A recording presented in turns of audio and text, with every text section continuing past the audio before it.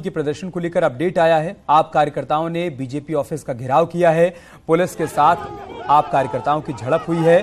मनीष सिसोदिया की गिरफ्तारी को लेकर यह प्रदर्शन चल रहा है तो आम आदमी पार्टी के कार्यकर्ता हरिद्वार में प्रदर्शन करते हुए नजर आए। बीजेपी ऑफिस का उन्होंने घेराव किया है। दिल्ली के उप मुख्यमंत्री मनीष सिसोदिया की गिरफ्तारी का विरोध कर रहे हैं आम आदमी पार्टी के कार्यकर्ता।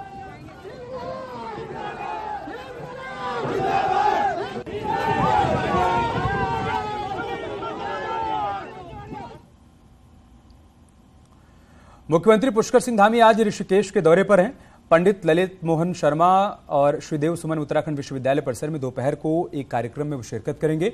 मुख्यमंत्री करीब 25 करोड़ की लागत से बनने वाले शैक्षणिक भवन और प्रशासनिक भवन का शिलान्यास करेंगे। देहरादून से पूर्णानंद हेलीपैड पर मुख्यमंत्री उतरेंगे। यहां से महाविद्यालय परिसर तक बाइक रैली के साथ कैबिनेट मंत्री प्रेमचंद्र अग्रवाल के साथ मुख्यमंत्री पहुंचेंगे। आप जानते हैं कि जिस प्रकार से श्री देव सुमन विश्वविद्यालय कैंपस हमारे यहाँ स्थापित हुआ था, बड़े प्रयासों के बाद उसको यहाँ स्थापित किया गया था।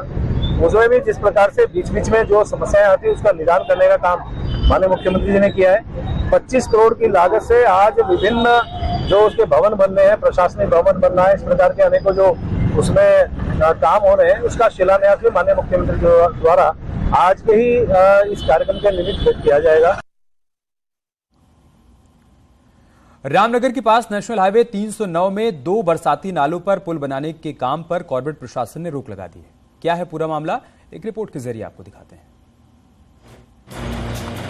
NH 309 में पनोत और धनगढ़ी नालों पर नवंबर 2020 से पुल बनाने का काम शुरू हुआ, लेकिन इन पुलों पर अब कॉर्पोरेट प्रशासन ने ये कहते हुए रोक लगा दी है कि इन पुलों की हाइट 8 मीटर की जाए, जिससे कि इसके नीचे से हाथी आराम से आ जा सके।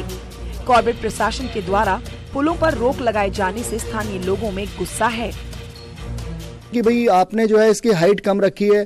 भाई डे 1 से जिस दिन से काम शुरू हो रहा था उस दिन आपको इंश्योर करना चाहिए था कि हाइट कितनी है उसकी, उसका मानक क्या है।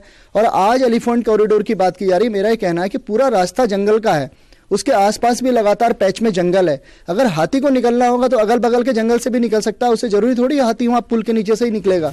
कॉर्पोरेट प्रशासन की यदि माने तो ये हाथियों के गुजरने का रास्ता है। पुलों के बन जाने से उनके आने जाने में रुकावट हो सकती है, इसलिए नेशनल हाईवे अथॉरिटी को इन पुलों की ऊंचाई बढ़ाने को कहा गया है। पुल की ऊंचाई से संबंधित जो निर्देश गाइडलाइन में दिए गए हैं, ये मिनिस्ट्री ऑफ रोड ट्रांसपोर्ट का भी एक जियो है, उसमें भी इस बात का उल्लेख है। और जो मुख्यमंत्री जी प्रतिपालक के स्तर से जो अनुमति जारी हुई है उसमें भी इस बात का उल्लेख है कि इन गाइडलाइंस का अनुपालन किया जाए। तो हमारी तरफ से प्रयास केवल यही है कि जिन शर्तों पर अनुमति मिली है उन शर्तों का अनुपालन सुनिश्चित किया जाए। इन बरसाती नालों ने अभी तक कई जिंदगियों को ले लिया है, जिसके बाद इनके पुल बनने की कवायद शुरू हुई। पहले ठेकेदार की लापरवाही से इनके बनने में देरी हुई। अब कॉर्पोरेट प्रशासन के अड़ियल रुख ने इस पर ब्रेक लगा दी है। न्यूज़ 18 के लिए रामनगर से गोविंद पाटनी की रिपोर्ट। चारधाम तीर्थ पुरोहित महापंचायत समिति ने यात्रा के लिए रजिस्ट्रेशन व्यवस्था और यात्रियों की संख्या फिक्स किए जाने पर आपत्ति दर्ज कराई है। समिति का एक डेलीगेशन सोमवार को सचिवालय में मुख्यमंत्री से मुलाकात करने पहुंचा और यात्रियों की संख्या निर्धारित करने वाले फैसले पर पुनर्विचार करने की मांग की। महापंचायत का यह कहना है कि फैसला व्यवहारिक नहीं है।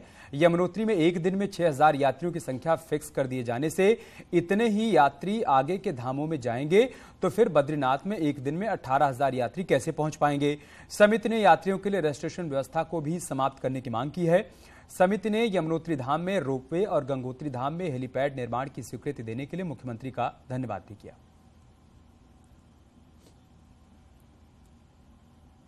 तो क्यों पहले तो यात्री नहीं आता है, बड़ी मुश्किल से तीर्थाटन को आप जो है ताकत देना चाहते हो, उसके बाद आप ऐसी स्थिति करो तो इसका हम बहुत विरोध करेंगे। और तत्काल अगर सरकार ने चीजें वापस नहीं ली तो हम इसका विरोध करते हुए हमने ज्ञापन दे दिया है और हम जो है सरकार के विरोध में हड़ताल करेंगे और तुरंत आंदोलन करेंगे। इस जो व्यवस्था है पंजीकरण की, इसमें 6000 यात्री ही एक समय में यमुनोत्री धाम जाएंगे। तो ऐसे में जो है आपने कहा 9000 यात्री गंगोत्री जाएंगे, 15000 केदारनाथ और 18000 बद्रीनाथ। यदि 6000 यात्री पहली यात्रा के पड़ाव में 6000 ही यात्री अगर यमुनोत्री जाते हैं तो कैसे फिर 9000 यात्री गंगोत्री पहुंचेंगे, 15000 केदारनाथ पहुंचेंगे और फिर 18000 बद्रीनाथ पहुंचेंगे। अल्मोड़ा के द्वाराहाट और धौला देवी के कई जंगलों में आग लगी हुई है, जिसमें जलकर लाखों की वन संपदा खाक हो रही है और जंगलों की आग पर काबू पाना वन विभाग के लिए चुनौती बना हुआ है। जिले में डीएफओ का पद खाली होने से कर्मचारी भी आग बुझाने के लिए फील्ड में नहीं जाते हैं।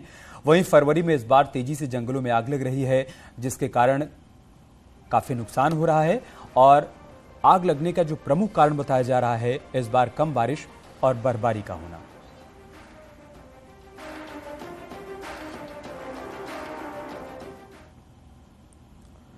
चमोली के जंगलों में उत्तराखंड का राज्य वृक्ष बुरांश खिल चुका है, लेकिन जंगलों में लगने वाली आग ने बुरांश के वृक्ष को खतरा पैदा कर दिया है। हर साल सैकड़ों हेक्टेयर जंगल आग से पहाड़ों में जल रहे हैं और इसमें बुरांश के वृक्ष भी बर्बाद हो रहे हैं। हालांकि वन विभाग का कहना है कि बुरांश के संवर्धन के लिए विभागीय और अलग अलग स्तर पर प्रयास किए जा रहे हैं, लेकिन अज्ञात लोगों की वजह से लगाई गई आग की वजह से बुरांश के जंगल खत्म होते जा रहे हैं।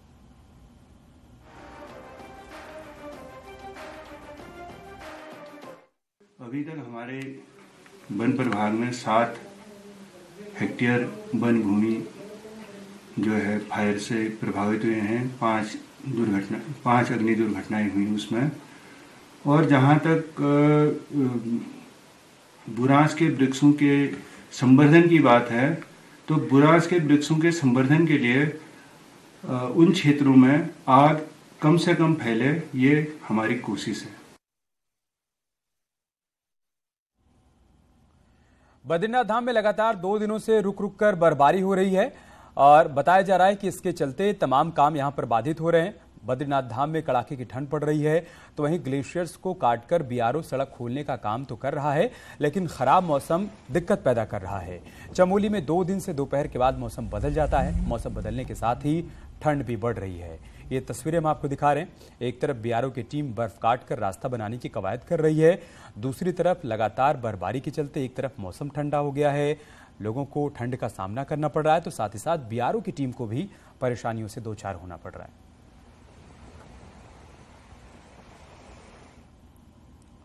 या रुकने एक छोटे से ब्रेक के लिए जल्द लौटेंगे कुछ और खबरों के साथ।